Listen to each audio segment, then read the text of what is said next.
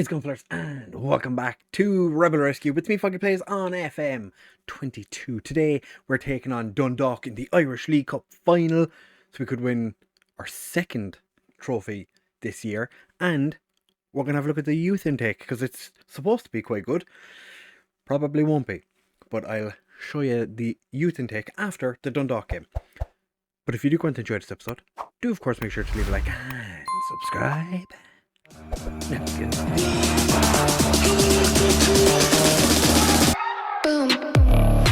Right, fellas, so as I said, we're taking on Dundalk today. So we're going to get to see Cian Murphy. I think he's the only one that's gone to Dundalk recently, at least. But form has been exceptional since we were here last. I did think about joining the Captain game instead of St. Pat, but I thought we might win the Captain game relatively comfortably. It was 11-0.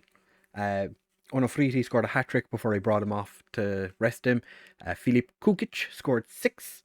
Jed Bally got 1. And Jefferson Costa, because it was a rotated side, scored. Unfortunately, Colin Whelan could not score for love nor money. But regardless, we've gone through every game since and done pretty well.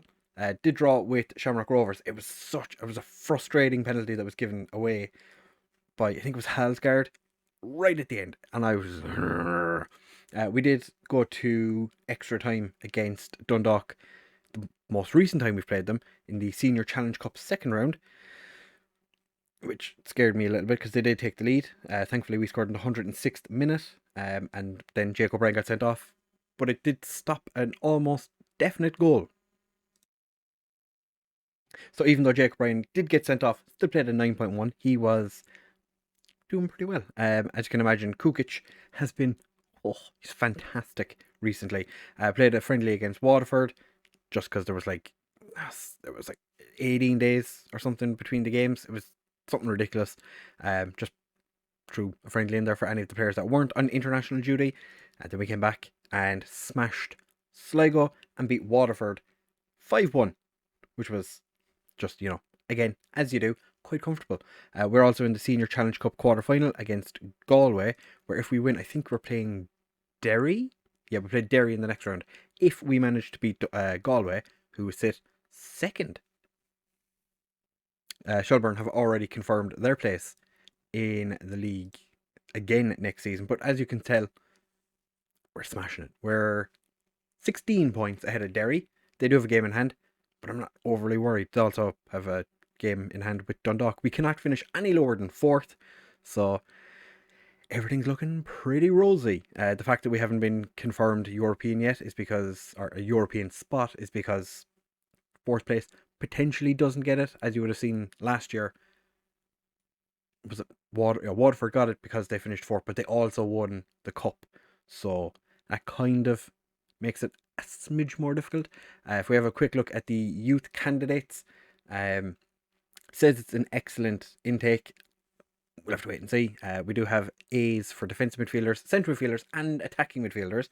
A B for goalkeepers and strikers and wingbacks, even though we don't use wingbacks.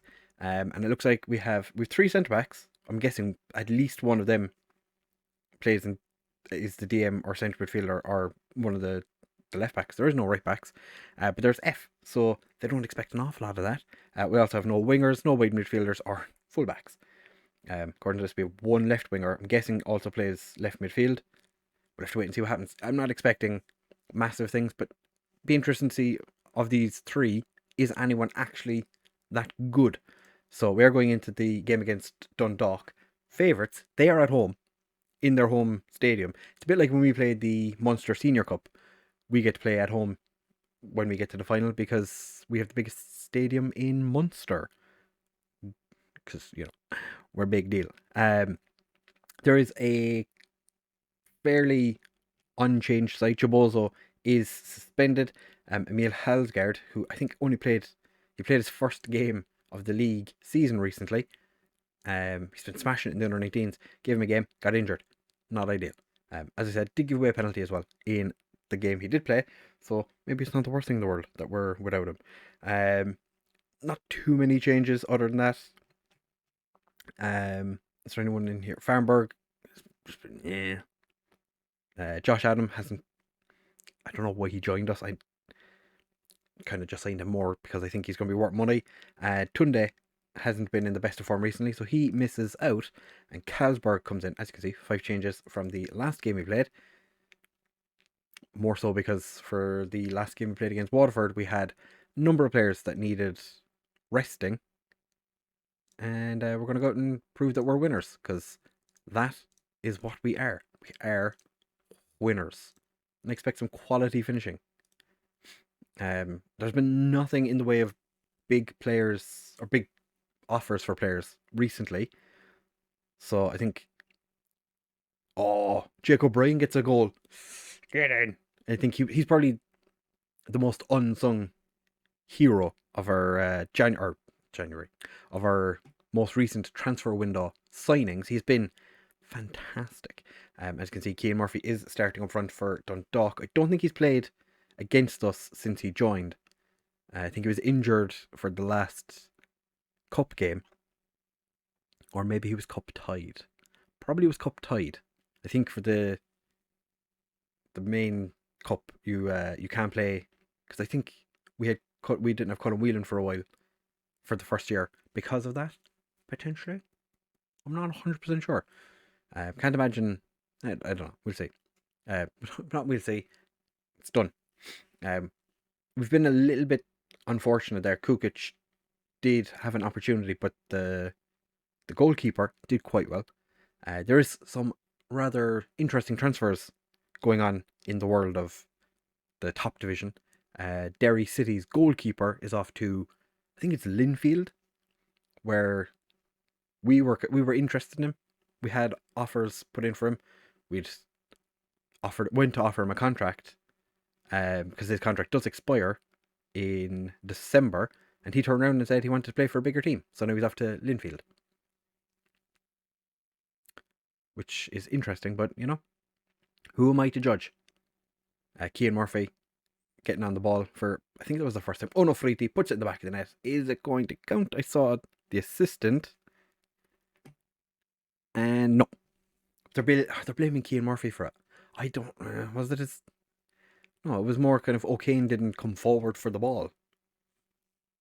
Can't really blame Cian Murphy for that. Well, I wouldn't.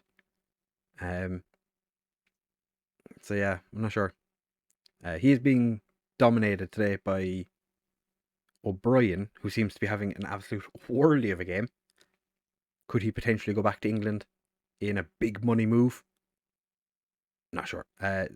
Zidane Iqbal. It's just some of those passes just make me kind of worry a little bit, because he can be a little bit wayward sometimes. I'm not sure if it's a case that he's so good that he's like 2 steps ahead of everyone else and nobody can keep up with him, or if his passing is just that bad. I'm kind of hoping it's more that he's so far ahead of everyone else that they can't keep up. And I think Onofriti has just scored an absolute peach of a goal. He has indeed. It's not been given offside. I'm always wary when I see the assistant out of the bottom of the screen. Couldn't have been, because that was just, and Shepherd looks the wrong way. Ooh, not ideal. Not ideal for Dundalk. And Jacob Bryan scores from another corner. Delightful. That's pretty good. So we have 2 players on a hat trick now. If we get a penalty, we do have 2 players on. We do 2 players on for a hat trick. If there's a penalty given, one of them will get to take it, unless O'Brien gets himself sent off, which I was weary of when he came barreling into the interview. And Cian Murphy smashes that one wide. He has been in pretty decent form since he moved to Dundalk. I have kept an eye on him because I like to see how my ex-players get on, and he's been doing pretty well. Definitely filling in for the fact that they don't really have a goal scorer. Colin Whelan's not having a fantastic day, so maybe make him a pressing forward for the second half. Just get him more involved. He's not, the ball seems to just be kind of passing him by.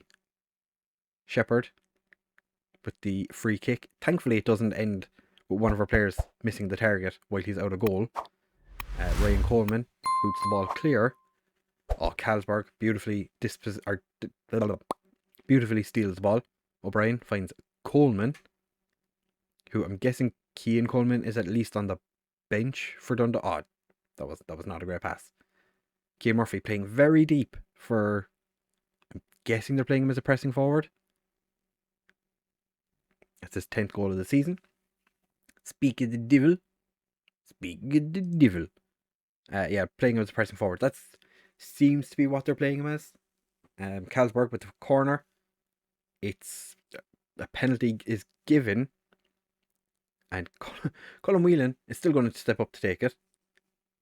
Even though I've marked that a player on a hat trick can take the penalty, Colin Whelan scores his 38th of the season.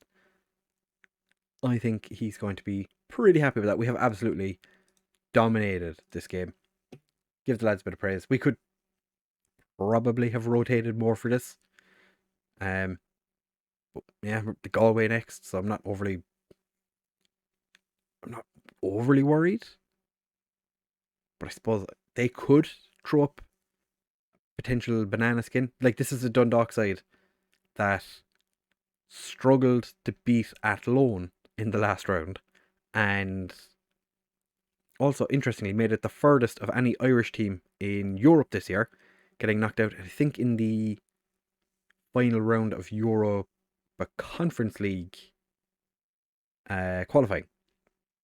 So, but they had Cian Coleman's on the pitch now.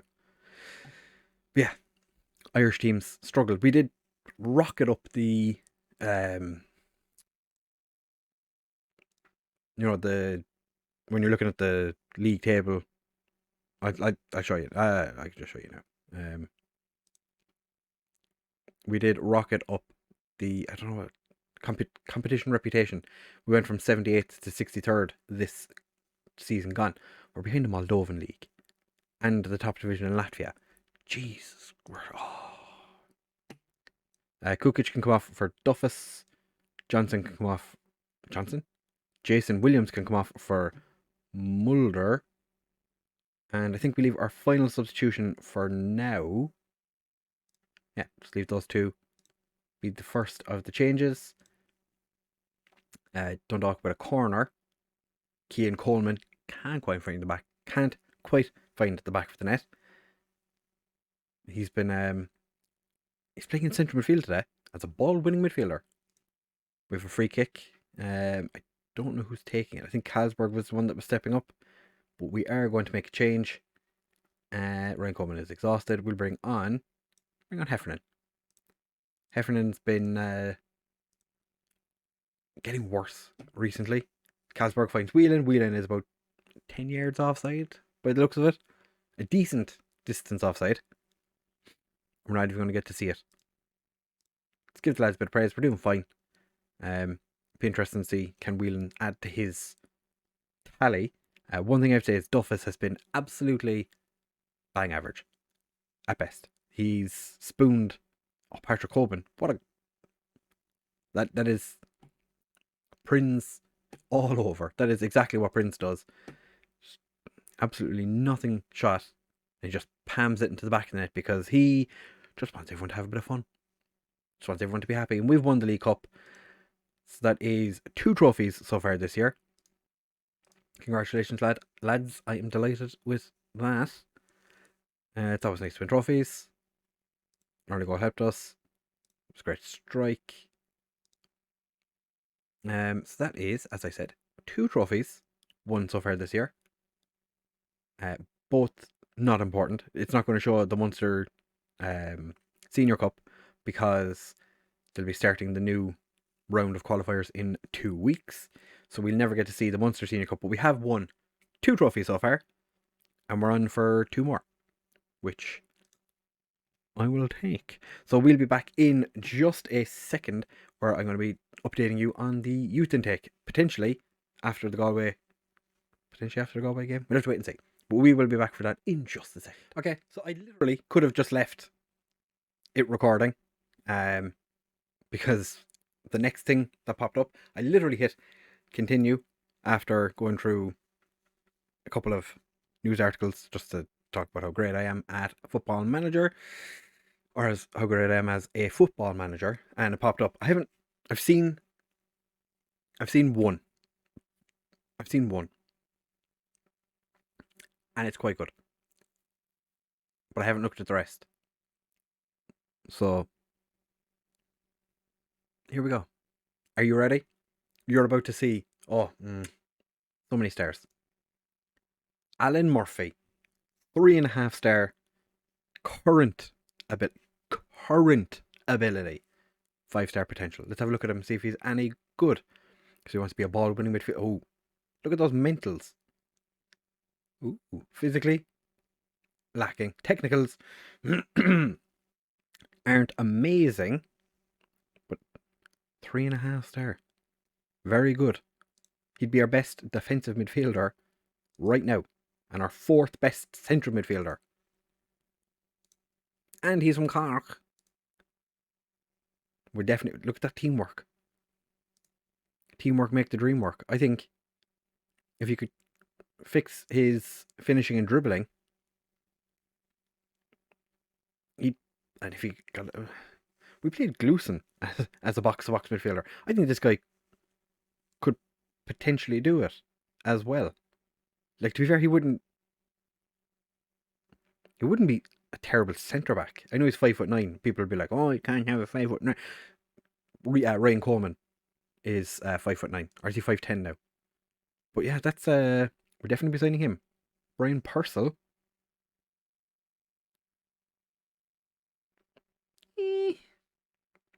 He's also a local lad. I say that because there's an Armenian, Tabang Jafta, goalkeeper. We were told we weren't getting any good goalkeepers. This guy's come through. He's from Kere. He's South African, other nationality. I'm not sure he even has 3.5 star. He's got good reflexes. We have an Armenian attacking midfielder who looks, he's determined. So like, it wouldn't be a terrible idea to sign him just to see if he can make something of himself. Is there anyone else that has interesting names? Joe Duffy. It's Joe Duffy with 18 determination. Again, I don't think this guy will ever. Just by looking at him, I don't see a future, but I could be wrong. Anyone else that's interesting? We did have Alan Murphy. Is there anything in here? Loves our one of our under 19s coaches. He's got a good personality, fairly professional. That's pretty good. I'm definitely going to be signing him. I'm going to see what the head of youth development reckons we should do with the rest of them. Because there's some players here like Shane Douglas has 3-star potential.